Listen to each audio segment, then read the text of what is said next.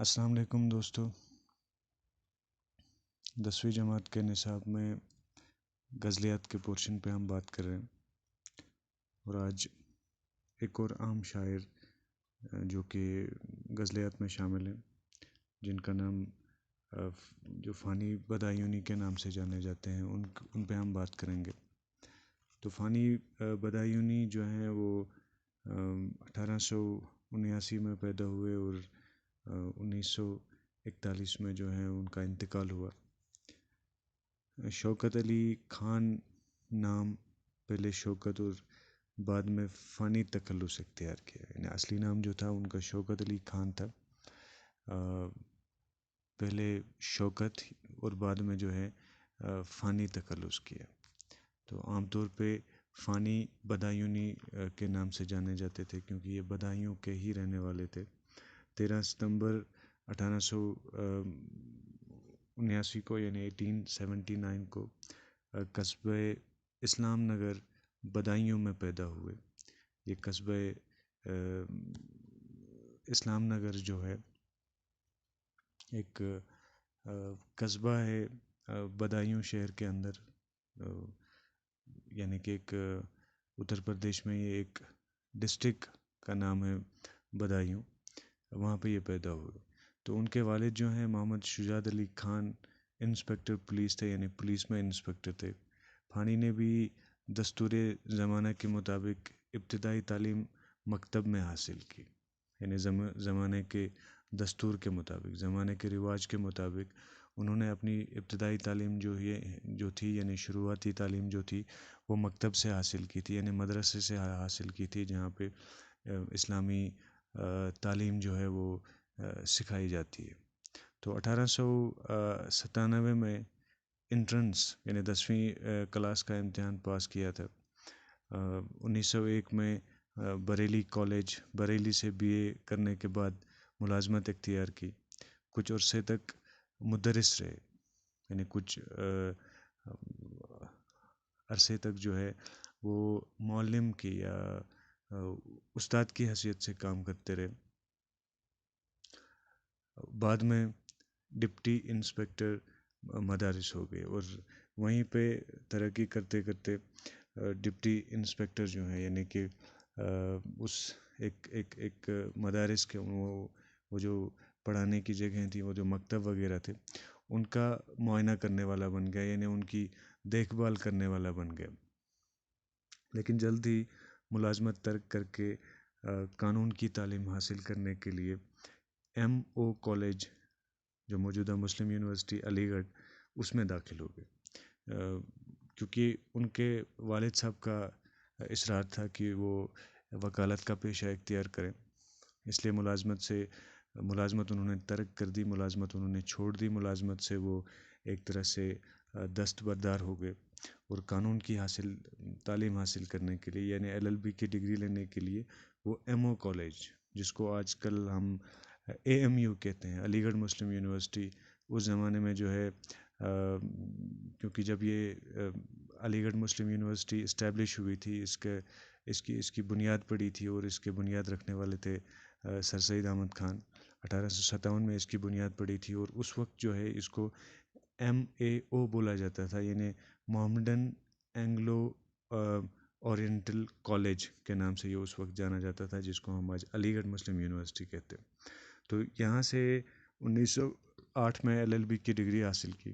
اس کے بعد لکھنؤ، آگرہ، اٹاوہ، بریلی اور بدایوں میں، یعنی کئی جگہوں پہ وکالت کی، لیکن فانی کو جو ہے وکالت سے کوئی خاص دلچسپی نہیں تھی، اس لیے اس پیشے میں انہیں کوئی خاص کامیابی نصیب نہ ہوئی۔ 1932 میں مہاراجہ کشن پرساد کی دعوت پر دربار سے وابستہ رہنے کے ساتھ ساتھ وہ حیدرآباد کے ماسٹر ہو گئے۔ مہاراجہ کرشن پرساد جو کہ انگریزی دور میں حیدرآباد کے 2 بار وزیر اعظم PM رہ چکے تھے، وہ خود بھی ایک شاعر تھے، تو ان کے کہنے پہ وہ دربار سے وابستہ رہنے کے ساتھ ساتھ حیدرآباد کے ماسٹر بھی ہو گئے۔ فانی کے آخری ایام جو ہیں، یعنی ان کی زندگی کا آخری حصہ جو تھا، زندگی کے آخری سال جو تھے، وہ بڑی اسرت، تنگ دستی اور پریشانی میں گزرے، یعنی کہ وہ بہت ہی مفلسی، بہت ہی غریبی اور ناداری میں وہ اور پریشانی میں اس کی زندگی کے آخری سال گزرے. ان کی صحت جو ہے وہ روز بروز گرتی گئی، وہ روز بروز خراب ہوتی گئی. بالآخر 27 اگست 1941 کو وطن سے سینکڑوں میل دور، یعنی بہت دور، حیدرآباد میں، یعنی اپنے وطن سے جہاں کے تھے وہ، وہاں سے بہت دور اس جہان فانی کو الوداع کر کے اس ناپائیدار دنیا کو خیر باد کہہ گئے اور دیار گیر میں سپرد خاک ہو گئے. دیار گیر، دیار مینس کوئی علاقہ یا کوئی شہر. تو غیر کے کسی شہر میں، یعنی اپنے وطن سے دور جو ہیں ان کو سپرد خاک کیا گیا، یعنی ان کو دفن کیا گیا. فانی کو شاعری کا شوق بچپن سے ہی تھا. پہلی غزل 1890 میں، یعنی صرف 11 برس کی عمر میں کہی. والد چونکہ شاعری کے خلاف تھے، اس لیے فانی جو ہیں وہ چپ کر شعر کہتے تھے. وہ چپ کے شعر کہتے تھے. وہ کسی استاد سے اپنے کلام پر اصلاح بھی نہیں لے سکے، یعنی وہ اپنے اصلاح کی جو ہے درستی، اس میں جو ترمیم وغیرہ کی جاتی ہے وہ بھی نہیں کرا سکے. یعنی اگر اس کے کلام میں اگر کوئی غلطی تھی تو وہ غلطی جو کہ تو رہ گئی، کیونکہ وہ کسی استاد سے رہنمائی اپنے زمانے میں حاصل نہیں کر سکا.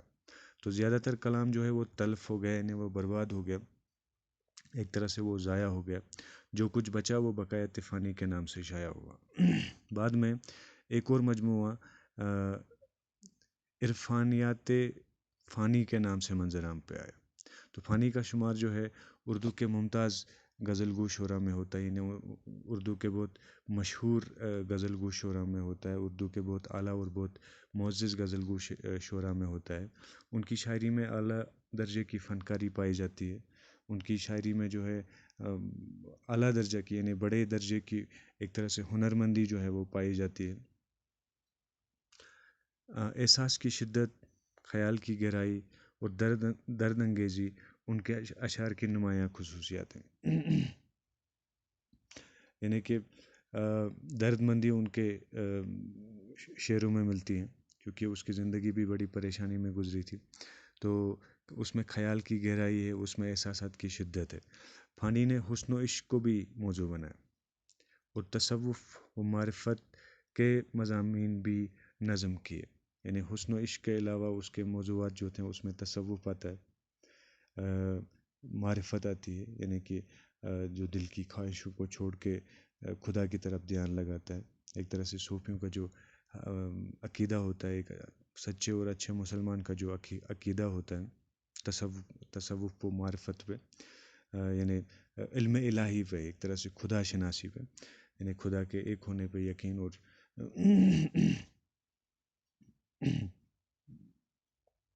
تو یہ مضامین بھی انہوں نے نظم کیے، یعنی انہوں نے لکھے ہیں. لیکن ان کا اصل موضوع جو ہے وہ غم حیات ہے، یعنی غم زندگی ہے، یعنی زندگی کا غم ہے. موت غم حیات ہے. ان کے اشعار کی عام فضا رنج و علم، یاس و حرما اور ناکامی و نامرادی سے عبارت ہے. یعنی کہ ان کے کلام میں زیادہ تر دکھ، درد اور مایوسی، نا امیدی، بدقسمتی، یہ سارے مضامین پائے جاتے ہیں. یہ ساری تحریریں جو ہیں ان کے مضامین میں اکثر پائی جاتی ہیں. تو موت ان کے یہاں ایک محبوب کی حیثیت رکھتا ہے، ایک معشوق کی حیثیت کی طرح ہے. یعنی وہ زندگی سے تنگ آ چکے تھے اور وہ اپنی زندگی کے سارے دکھوں کا علاج موت کو سمجھتے تھے. ان کو لگتا تھا کہ جب موت آئے گی تو سارے دکھوں کا جو ہے وہ علاج ہو جائے گا. اس خصوصیت کی بنا پر، یعنی اس خاصیت کی بنا پر اکثر فانی کو یاسیات کا امام کہا جاتا ہے. یعنی کہ جو غم و علم ہے،